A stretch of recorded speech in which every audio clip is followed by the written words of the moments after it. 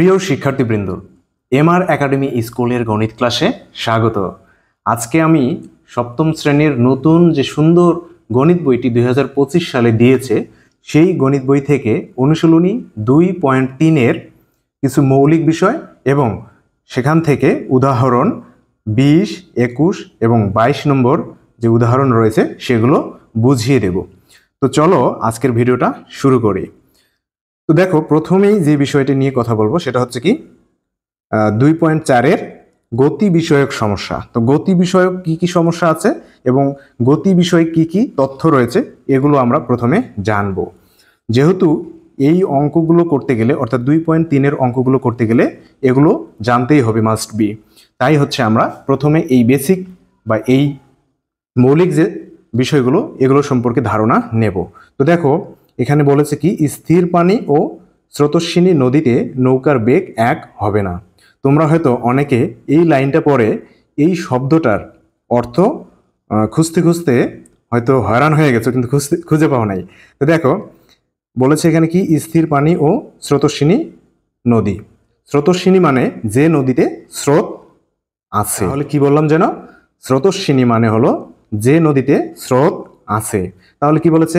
স্থির পানি ও স্রোতস্বিনী নদীতে নৌকার বেগ এক হবে না। কেন হবে না? দেখো, স্রোতস্বিনী নদীতে স্রোতের অনুকূলে, অনুকূল মানে কি যেদিকে স্রোত চলছে ঠিক সেই দিকে, এই যে দেখো এখানে লিখে রেখেছে একই দিকে। অনুকূলে মানে যেদিকে স্রোত চলেছে সেদিকে নৌকা চলালে নৌকার নিজস্ব বেগের সাথে স্রোতের বেগ যোগ করতে হবে। অর্থাৎ দেখো, একটা সাধারণ জিনিস চিন্তা করো। ধরো যে তুমি এখন আর বাসায় নেই বা হচ্ছে তুমি পড়ার টেবিলে নেই, তুমি চলে গেছো নৌকা ভ্রমণে। ঠিক আছে, নৌকা ভ্রমণে গিয়ে তুমি চিন্তা করো, কল্পনা করো যে নৌকাটা এমন দিকে চলছে যেদিকে স্রোত বয়ে যাচ্ছে। ঠিক আছে, তো এখন চিন্তা করো নৌকাটা যদি 10 গতিবেগে চলছে আর স্রোতের গতিবেগ যদি 10 হয় তাহলে কি হবে? নৌকাটা দ্বিগুণ গতিতে ছুটবে। অর্থাৎ স্রোতের যে গতি আর নৌকার যে নিজস্ব গতি সেটা কিন্তু কি হয়ে যাচ্ছে? যোগ হয়ে যাচ্ছে। তো এই কথাটাই কিন্তু এখানে বলেছে। এরপরে কি করতে হবে? দেখো, স্রোতের প্রতিকূলে অর্থাৎ স্রোতের বিপরীতে এবারে কল্পনা করো যে তুমি বেড়াতে গেছো, সেখানে স্রোতের অনুকূলে একবার গিয়েছিলে, এখন তুমি স্রোতের প্রতিকূলে ব্যাক করতেছো। ঠিক আছে, তো স্রোতের প্রতিকূলে অর্থাৎ বিপরীতে নৌকার নিজস্ব বেগ থেকে স্রোতের বেগ বিয়োগ করতে হবে। এখন ধরো যে স্রোতের বেগ ছিল 10 আর নৌকার বেগ ছিল 20, তাহলে এখন চিন্তা করো যদি স্রোতের বিপরীতে আসে তাহলে ওই নৌকাটার নিজস্ব বা তার যে কার্যকরী গতিবেগ সেটা কত হবে? তাহলে 20 থেকে 10 বিয়োগ যাবে। কারণ হচ্ছে কি প্রতিনিয়ত সেই নৌকাটি কি হচ্ছে? স্রোতের বেগের বিপরীত দিকে আসতেছে, এ কারণে বিয়োগ হয়ে যাবে। সেটাই এখানে বলেছে। স্রোতের অনুকূলে বা প্রতিকূলে নৌকা যে গতিতে চলে তা হলো নৌকার কার্যকরী বেগ। তার মানে বুঝতে পেরেছো? তাহলে নৌকার কার্যকরী বেগ কোনটা? সেটা হচ্ছে নৌকার অনুকূলে হোক কিংবা নৌকার প্রতিকূলে। এই যে অনুকূলে হলে কি হবে? অনুকূলে হলে কি হবে? স্রোতের বেগের সাথে নৌকার বেগ যোগ হবে। তাহলে এই যে যোগ করার ফলে যে যোগফল আমরা পাবো সেটা হবে নৌকার কার্যকরী গতিবেগ। কোন দিকে? স্রোতের অনুকূলে। এরপর স্রোতের প্রতিকূলে কি হবে? তাহলে স্রোতের প্রতিকূলে হবে ওই যে নৌকার গতিবেগ, নৌকার গতিবেগ থেকে স্রোতের যে নিজস্ব একটা গতিবেগ আছে সেই গতিবেগ বাদ দিলে পরে নৌকার যে কার্যকরী গতিবেগটা থাকে সেটা মূলত হচ্ছে কি নৌকার আসল কার্যকরী গতিবেগ। তো দেখো এখানে দুটা সূত্র রয়েছে। একটা হচ্ছে কি স্রোতের অনুকূলে নৌকার কার্যকরী গতিবেগ সমান সমান নৌকার প্রকৃত গতিবেগ যোগ স্রোতের গতিবেগ। এখানে একটি জিনিস মনে রাখবে যে বলেছে স্রোতের অনুকূলে, এইটুকু কিন্তু আগে তোমাকে মার্ক করে নিতে হবে যে কি স্রোতের অনুকূলে। ঠিক আছে, স্রোতের অনুকূলে কি হবে? নৌকার কার্যকরী গতিবেগ হবে নৌকার যে প্রকৃত গতিবেগ যোগ স্রোতের গতিবেগ। এরপরে কি আছে? স্রোতের প্রতিকূলে। তাহলে কি এবার স্রোতের প্রতিকূলে আমরা যাব। ঠিক আছে, তাহলে আমরা যাচ্ছি এবারে কি স্রোতের প্রতিকূলে। তাহলে স্রোতের প্রতিকূলে নৌকার কার্যকরী গতিবেগ হবে কি নৌকার যে প্রকৃত গতিবেগ রয়েছে, মানে নৌকার যে নিজস্ব গতিবেগ আছে সেখান থেকে স্রোতের গতিবেগ কি হয়ে যাবে? বিয়োগ হয়ে যাবে। কারণ হচ্ছে কি প্রতিনিয়ত স্রোতের গতিবেগকে টেক্কা দিয়ে কিন্তু এই নৌকা এগিয়ে চলেছে। অর্থাৎ স্রোতের গতিবেগ এখানে বিয়োগ হয়ে যাবে। প্রিয় শিক্ষার্থীরা, এ পর্যায়ে আমরা তোমাদের বোর্ড বইয়ের 33 নম্বর পৃষ্ঠায় যে 20 নম্বর উদাহরণটি রয়েছে সেই উদাহরণের ব্যাখ্যাটি আমি দিচ্ছি তোমাদের, মানে বুঝিয়ে দিচ্ছি আর কি। দেখো, প্রথমে এখানে কি বলেছে, একটি নৌকা স্থির পানিতে ঘন্টায় 6 কিলোমিটার যেতে পারে। তাহলে পানিটা কেমন? স্থির পানি, মানে ঢেউ নেই আর কি ওই পানিতে। তাহলে ঘন্টায় যাবে কত কিলোমিটার? 6 কিলোমিটার। ঘন্টায় মানে কি? এক ঘন্টায় যায় 6 কিলোমিটার। এরপরে কি বলেছে, স্রোতের প্রতিকূলে 6 কিলোমিটার যেতে নৌকাটির 3 গুণ সময় লাগে। অর্থাৎ এই যে 6 কিলোমিটার এখানে স্রোতহীন পানিতে 1 ঘন্টায় গেল, এখন স্রোতের প্রতিকূলে মানে কি? স্রোতের বিপরীতে ওই 6 কিলোমিটার যেতে তার সময় লাগবে 3 গুণ। 3 গুণ মানে 3 ঘন্টা লাগবে। তো স্রোতের অনুকূলে 50 কিলোমিটার যেতে নৌকাটির কত সময় লাগবে? এটা মূলত আমাদের উত্তর বের করতে হবে। তো দেখো, এখানে প্রথমে কি করেছে, নৌকাটি স্থির পানিতে 6 কিলোমিটার যায় 1 ঘন্টায়। তাহলে কি, নৌকাটি স্থির পানিতে 6 কিলোমিটার গেল কত ঘন্টায়? 1 ঘন্টায়। অতএব স্রোতের প্রতিকূলে 6 কিলোমিটার যায় 1 গুণ 3। এটা কেন দিয়েছে? কারণ এই যে দেখো, এখানে কি বলেছে, স্রোতের প্রতিকূলে 6 কিলোমিটার যেতে নৌকাটির 3 গুণ সময় লাগে। যেহেতু 3 গুণ বলেছে, তাই হচ্ছে কি, ওই যে 1 ঘন্টার সাথে 3 গুণ হয়েছে, অর্থাৎ এখানে 3 ঘন্টা সময় লাগবে, 3 গুণ সময় বেশি লাগবে। এখন কি, প্রশ্ন মতে 3 ঘন্টায় যায় 6 কিলোমিটার। এই যে এই কথাটাকেই এখানে ঘুরিয়ে লিখেছে আর কি, যে 3 ঘন্টায় যায় 6 কিলোমিটার। বুঝতে পারছো? 3 ঘন্টায় যায় 6 কিলোমিটার। তো এই কথাটাকে উল্টিয়ে লিখলো যে 3 ঘন্টায় যায় 6 কিলোমিটার, অর্থাৎ 1 ঘন্টায় কতটুকু যাবে? তাহলে কম যাবে নিশ্চয়ই। তাই হচ্ছে কি, 3 এদিকে ভাগ হয়ে গেছে আর উপরে 6 গেছে, 6 আছে।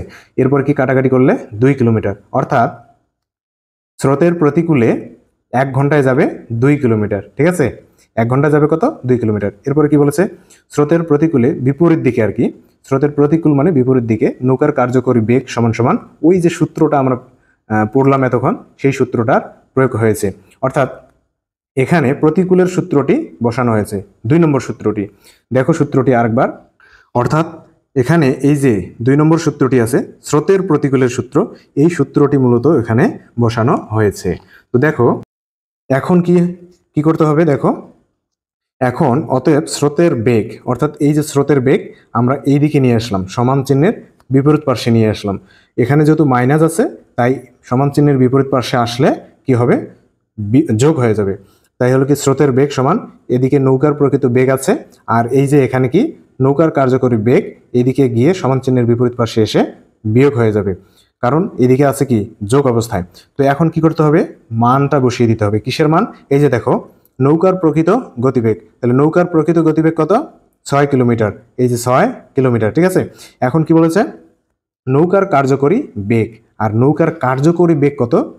নৌকার কার্যকরী বেগ হলো 2। এই যে দেখো, ঘন্টায় কত কিলোমিটার যায়?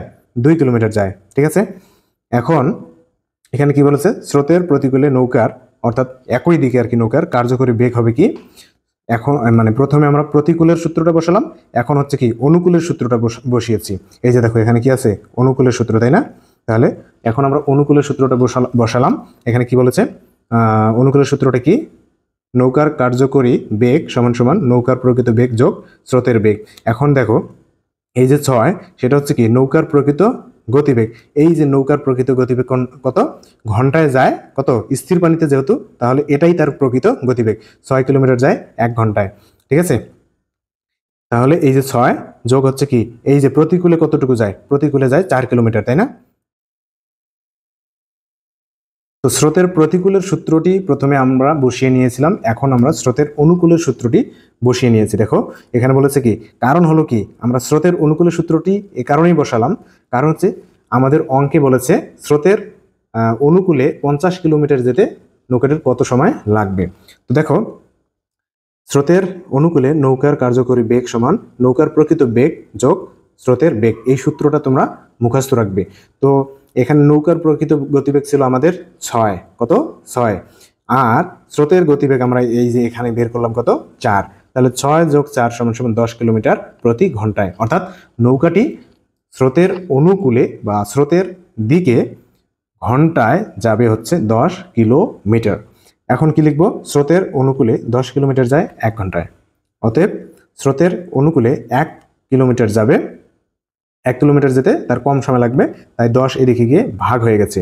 এরপরে অতএব 50 কিলোমিটার যায় তাহলে 50 কিলোমিটার যেতে যেহেতু বেশি সময় লাগবে, তাই উপরে গিয়ে গুণ হয়ে গেছে ঘন্টায় বা 5 ঘন্টায়। তো দেখো 10 দিয়ে 50কে কেটে দিলে কত হবে? 5। তো সময়টা হলো কত? 5 ঘন্টা। তাহলে স্রোতের অনুকূলে যেতে 5 ঘন্টা সময় লাগবে।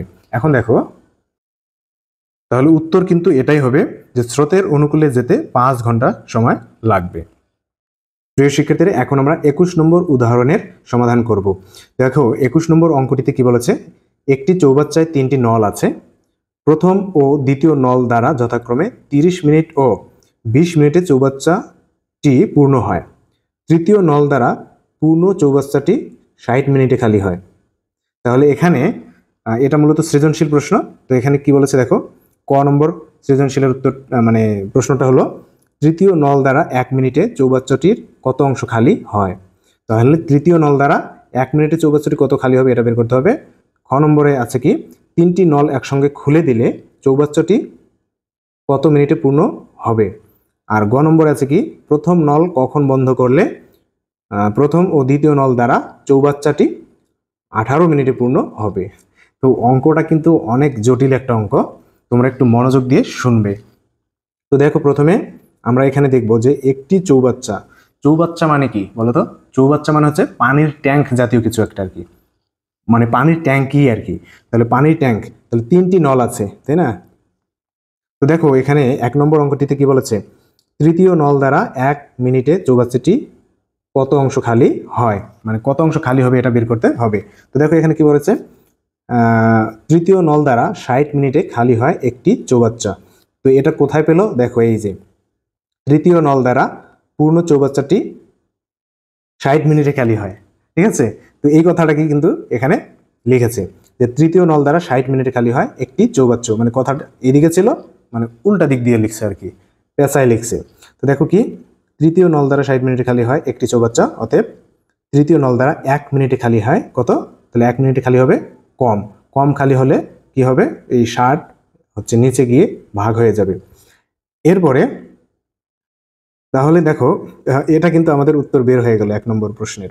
তো কি বলেছে দেখো, তৃতীয় নল দ্বারা 1 মিনিটে চৌবাচ্চাটি কত অংশ খালি হয়? তো এই যে 1 মিনিটে খালি হয় কত? 60-এর 1 অংশ। এটা হচ্ছে এই ক নম্বর প্রশ্নের উত্তর। এরপরে দেখো খ নম্বর প্রশ্ন কি বলেছে, 3টি নল একসঙ্গে খুলে দিলে চৌবাচ্চাটি কত মিনিটে পূর্ণ হবে। অর্থাৎ 3টি নলই যখন একসাথে কি করবে? খুলে দেবে, তাহলে চৌবাচ্চাটি কত মিনিটে পূর্ণ হবে। দেখো এখানে বলেছে প্রথম নল দ্বারা 30 মিনিটে পূর্ণ হয় 1 অংশ। এখানে কি বলেছে, এই যে এটা কোথায় পেয়েছে দেখো, প্রথম ও দ্বিতীয় নল দ্বারা যথাক্রমে 30 মিনিট ও 20 মিনিটে চৌবাচ্চাটি পূর্ণ হয়। মানে হচ্ছে কি, প্রথম নল দ্বারা যথাক্রমে যেহেতু আছে, তার মানে প্রথম নল দ্বারা 30 মিনিটে পূর্ণ হয়, আর দ্বিতীয় নল দ্বারা 20 মিনিটেই পূর্ণ হয়। তাহলে এই কথাটাই প্রথমে এখানে লিখেছে দেখো, প্রথম নল দ্বারা 30 মিনিটে পূর্ণ হয় 1 অংশ। অর্থাৎ এই যে 30 মিনিটে প্রথম নল দ্বারা 30 মিনিটে পূর্ণ হয় কি? 1 অংশ। 1 অংশ মানে এখানে সম্পূর্ণ অংশ। 1 অংশ মানে সম্পূর্ণ অংশ, এটা তোমরা মাথায় রেখো যে 1 অংশ মানে সম্পূর্ণ অংশ, পুরো চৌবাচ্চাটি, সম্পূর্ণ চৌবাচ্চাটি। তাহলে কি, প্রথম নল দ্বারা 30 মিনিট পূর্ণ হয় 1 অংশ, মানে সম্পূর্ণ অংশ। অতএব প্রথম নল দ্বারা 1 মিনিটে পূর্ণ হবে, তাহলে কম হবে। তাহলে কি হবে, এদিকে গিয়ে ভাগ হয়ে যাবে, 30 নিচে উপরে 1, তাহলে 30-এর 1 অংশ। এরপরে কি বলেছে, যেহেতু দ্বিতীয় নল দ্বারা যথাক্রমে কি 20 মিনিটে পূর্ণ হয়, তাহলে 20 মিনিটে সম্পূর্ণ অংশটা পূর্ণ হয় দ্বিতীয় নল দ্বারা। তাহলে এখন লিখছে কি দেখো, দ্বিতীয় নল দ্বারা 20 মিনিটে পূর্ণ হয় 1 অংশ। তাহলে ওই যে 20 মিনিটে কত, দ্বিতীয় নল দ্বারা কিন্তু সম্পূর্ণ অংশ, মানে সম্পূর্ণ চৌবাচ্চাটি পূর্ণ হয়ে যাবে, তাই এটা এখানে এভাবে লিখেছে। তো দেখো এরপরে কি করেছে, অতএব দ্বিতীয় নল দ্বারা 1 মিনিটে পূর্ণ হবে কতটুকু, এইটুকু বের করে নিয়েছি। তাহলে 1 মিনিটে কম হবে, মানে হচ্ছে কি 20-এর 1 অংশ হবে। তাহলে দেখো এখানে প্রথম নল দ্বারা আমরা কি করলাম, 1 মিনিটে কতটুকু পূরণ হলো, 30-এর 1 অংশ। আর দ্বিতীয় নল দ্বারা 1 মিনিটে পূরণ হয় 20-এর 1 অংশ। এরপরে দেখো 34 নম্বর পৃষ্ঠায় এদিকে আছে কি, এবং তৃতীয় নল দ্বারা 60 মিনিটে খালি হয় 1 অংশ। দেখো অঙ্কটি আরেকবার দেখো, খালি হয় 1 অংশ। দেখো অঙ্কটি আরেকবার দেখো, দেখো অঙ্কটির একবারে শেষ লাইনে কি আছে, তৃতীয় নল দ্বারা পূর্ণ চৌবাচ্চাটি 60 মিনিটে খালি হয়ে যায়। অর্থাৎ এমন একটি নল রয়েছে সেই চৌবাচ্চায়, অর্থাৎ ওই পানির ট্যাঙ্কে, যেটা দ্বারা পানিগুলো খালি করা যায়, মানে পানিগুলো বের করে দেওয়া যায়, তাহলে কি ওই তৃতীয় নল দ্বারা চৌবাচ্চাটি 60 মিনিটে খালি হয়। ঠিক আছে, তো সেই কথাটাকে এখানে এভাবে লিখেছে, দেখো, তৃতীয় নল দ্বারা 60 মিনিটে খালি হয় এক অংশ। এক অংশ মানে কি? সম্পূর্ণ অংশ। আমি কিন্তু একটু আগেই বললাম, তো এটা কিন্তু মনে রাখবে এবং মাথায় রাখবে যে এক অংশ মানে হলো সম্পূর্ণ অংশ, পুরোপুরি। ঠিক আছে, অতএব তৃতীয় নল দ্বারা 1 মিনিটে খালি হবে কতটুকু? 60-এর এক অংশ। ঠিক আছে, যেহেতু 60 মিনিটে খালি হয় এক অংশ মানে সম্পূর্ণ অংশ, তাহলে 1 মিনিটে কম হবে, তাহলে কম হলে ভাগ হয়ে যায়। এরপরে দেখো, 3টি নল একসঙ্গে খুলে দিলে 1 মিনিটে পূর্ণ হবে। দেখো, 2টি নল দিয়ে ভর্তি হয় আর 1টি নল দিয়ে বের হয়ে যায় পানি, অর্থাৎ প্রথম নল এবং দ্বিতীয় নল দিয়ে চৌবাচ্চাটি ভর্তি হয়, আর এই যে তৃতীয় নল আছে, তৃতীয় নল দ্বারা কিন্তু পানি বের হয়ে যাচ্ছে। যেহেতু 3টি নলই একসঙ্গে খুলে দেওয়ার কথা বলেছে, তাই কি 2টো দিয়ে পূরণ হচ্ছে আর 1টি দিয়ে খালি হচ্ছে। তাহলে দেখো, 3টি নল একসঙ্গে খুলে দিলে 1 মিনিটে পূর্ণ হয়। ওই যে আমরা ওইদিকে বের করলাম, প্রথম নল দিয়ে কি 30-এর এক অংশ কি হবে? 1 মিনিটে পূর্ণ হবে। আবার দ্বিতীয় নল দিয়ে 20-এর এক অংশ কি হবে? পূর্ণ হবে। এখান থেকে বিয়োগ যাবে হচ্ছে কি, এই যে তৃতীয় নল দিয়ে যে খালি হয়ে যাচ্ছে, মানে পানি বের হয়ে যাচ্ছে, সেটা কি করতে হবে? বিয়োগ দিতে হবে। এই যে, তাই বিয়োগ 60-এর এক অংশ। তাহলে এখন কি, এই যে 30, 20 এবং 60-এর কি করতে হবে? লসাগু করতে হবে। লসাগু করলে হয় 60। ঠিক আছে, তাহলে এখন কি করছে? এই 30 দিয়ে 60কে ভাগ দিয়েছে, কত হয়? 2। তাহলে 2 দিয়ে 1কে গুণ দিয়েছে, তাহলে 2 কে 2। এই যে যোগ চিহ্ন আছে, যোগ চিহ্ন দিয়েছে। এরপর 20 দিয়ে 60কে ভাগ দিয়েছে, হয় হলো 3। আর 3 দিয়ে 1কে গুণ করলে হবে 3। এরপরে কি আছে? এই যে বিয়োগ চিহ্ন আছে, বিয়োগ চিহ্ন দিয়েছে। 60 দিয়ে 60কে ভাগ দিলে হয় 1, 1 দিয়ে 1কে গুণ করলে হবে 1, তাহলে -1। ঠিক আছে, এত অংশ সমান সমান 60 নিচে আছে, আর এই এখানে হচ্ছে কি, এই 3 থেকে 1 গেলে থাকে 2, আর 2 আর 2 যোগ করলে হবে 4। তাহলে এখন কি করব? এই 4 দিয়ে 60কে কাটলে হবে 4 15 60, অর্থাৎ উপরে থাকবে 1, নিচে থাকবে 15। এই যে এত অংশ। এরপরে দেখো, এই যে 15-এর এক অংশ পূরণ হবে কত মিনিটে বলো তো? এই যে 1 মিনিটে, এই যে দেখো এখানে আছে, 1 মিনিটে পূরণ হয়। 1 মিনিটে পূরণ হয়। তাহলে 1 মিনিটে কতটুকু পূরণ হয়? এই যে 15-এর এক অংশ। তাহলে এই কথাটা এখন আমরা ঘুরিয়ে লিখব কি, 15-এর এক অংশ পূরণ হয় 1 মিনিটে। 15-এর এক অংশ পূরণ হয় 1 মিনিটে। সুতরাং এক অংশ মানে কি? এক অংশ মানে কি? সম্পূর্ণ অংশ। এই যে এক অংশ মানে সম্পূর্ণ অংশ, পুরোপুরি। তাহলে এই এক অংশ পূরণ হয় 1 গুণ, তাহলে এই 15টা উল্টে যাবে আর কি। কেন উল্টে যাবে? দেখো, এখানে উল্টে যাবে এ কারণেই, 15-এর এক অংশ পূরণ হয় কত মিনিট লাগে? 1 মিনিট। তাহলে এক অংশ মানে কি? সম্পূর্ণ চৌবাচ্চাটি পূরণ করতে তাহলে তার কত সময় লাগবে? কম লাগবে না বেশি লাগবে? অবশ্যই বেশি লাগবে। যেহেতু বেশি লাগবে তাই উল্টে যাবে, 15 যাবে উপরে আর 1 যাবে নিচে। ঠিক আছে, তো হচ্ছে কি, গুণ করলে কি হবে? এটা 15 হবে ফলাফল। এরপর কি, দেখো গ নম্বর প্রশ্নটা আমরা দেখব। এখানে গ নম্বর প্রশ্নে কি চেয়েছে? প্রথম নল কখন বন্ধ করলে প্রথম ও দ্বিতীয় নল দ্বারা চৌবাচ্চাটি 18 মিনিটে পূর্ণ হবে? বাবা, কঠিন একটা অঙ্ক কিন্তু। দেখো, প্রথমে বলেছে কি, প্রথম নল কখন বন্ধ করলে, প্রথম নলটা কখন বন্ধ করলে বলেছে প্রথম ও দ্বিতীয় নল দ্বারা চৌবাচ্চাটি 18 মিনিটে পূর্ণ হবে। তো চলো আমরা সমাধানটা দেখি। তো প্রিয় শিক্ষার্থীরা, দেখো এখানে কি লিখেছে? দ্বিতীয় নল দ্বারা 20 মিনিটে পূর্ণ হয় এক অংশ, মানে সম্পূর্ণ অংশ। আমরা জানি অঙ্কের মধ্যেই আছে যে কি, দ্বিতীয় নল দ্বারা 20 মিনিটে পূর্ণ হয় এক অংশ। এক অংশ মানে সম্পূর্ণ অংশ। অর্থাৎ দ্বিতীয় নল দ্বারা 1 মিনিটে পূর্ণ হবে কতটুকু? তাহলে কম হবে, মানে হচ্ছে 20-এর এক অংশ হবে। অতএব দ্বিতীয় নল দ্বারা 18 মিনিটে পূর্ণ হবে কত অংশ? 10-এর 9 অংশ। যেহেতু বলেছে কি, ওই অঙ্কে আমরা কিন্তু পড়লাম যে হচ্ছে কি 18 মিনিটে পূর্ণ হবে, তাহলে এখানে এই কারণেই এই কথাটা নিয়ে এসেছে। তো দ্বিতীয় নল দ্বারা 18 মিনিটে পূর্ণ হয়, তাহলে এখন বেশি হবে, তাই না? বেশি অংশ হবে, তাহলে কি হবে? 18 উপরে চলে যাবে। আর হচ্ছে কি, উপরে 18 নিচে 20, 2 দিয়ে 20কে কাটলে হয় 10, আর 2 দিয়ে 18কে কাটলে হয় 9। এরপরে কি দেখো, সুতরাং অবশিষ্ট থাকে, মানে এই যে দ্বিতীয় নল দ্বারা 18 মিনিটে পূর্ণ হওয়ার পরে কতটুকু অংশ অবশিষ্ট থাকে সেটা আমরা বের করে নিচ্ছি। তাহলে অবশিষ্ট থাকে, দেখো, এক অংশ। এক মানে কি? এই এক কোথায় পেলো বলো তো? এই এক মানে হচ্ছে সম্পূর্ণ অংশ, এক অংশ। এই যে আমরা বারবার লিখতেছি এক অংশ, এক অংশ মানে হচ্ছে কি? সম্পূর্ণ অংশ। অর্থাৎ সম্পূর্ণ অংশ মানে হচ্ছে কি? পুরোপুরি।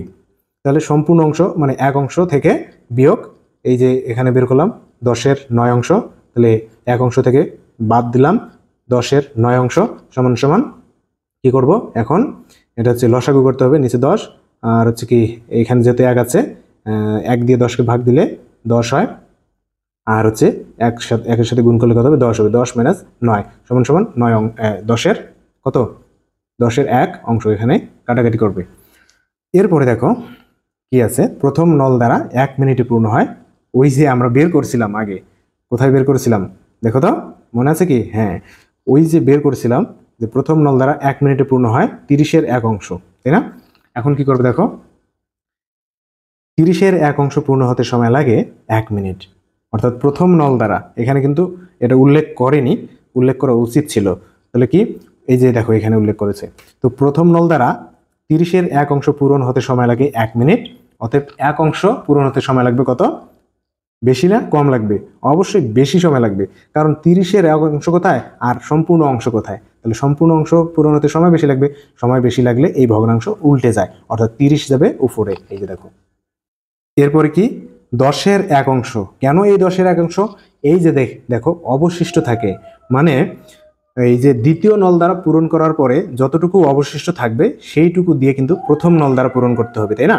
তাই হচ্ছে কি এই যে অবশিষ্ট মানে দ্বিতীয় নল দ্বারা পূরণ করার পরে অবশিষ্ট ছিল 10-এর 1 অংশ, তাহলে এই 10-এর 1 অংশ কিন্তু পূরণ করবে কে, প্রথম নল, ঠিক আছে? এই কারণে এখানে কি 10-এর 1 অংশ পূরণ করতে সময় লাগে, এখন কি লাগবে 1 অংশের চেয়ে কম সময় লাগবে, তাই হচ্ছে কি 10 নিচে চলে যাবে, এই যে দেখো 10 নিচে চলে আসছে, তাহলে কি এই 10 দিয়ে 30-কে কাটলে হবে 3 মিনিট, তো উত্তর কিন্তু এটাই।